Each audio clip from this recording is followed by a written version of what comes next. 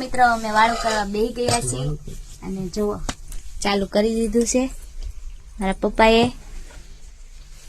હું ખાવ છો? ખીચડી, શાક, દાળ, ભાત, રોટલી. ક્યાં છે દાળ ભાત?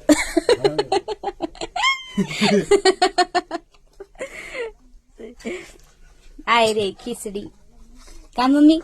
હા ખીચડી બનાવી, કોરો ભીંડાનું શાક બનાવ્યું, રોટલી બનાવી. જો ભીંડાના શાક છે, ભીંડા ખીચડી છે, રોટલી છે, સોળીનું શાક છે, બપોરનું દાળ ભાત છે. તારું કઈ કેવાનું નહીં? દાળ ઢોકળી પડી હોય તો લાવો. ઈ તો બપોરે બનાવી હતી, તો અત્યારે છે ને આમ દાળ સુહાઈ ગઈ હોય એટલે ઢેપું થઈ ગઈ હોય.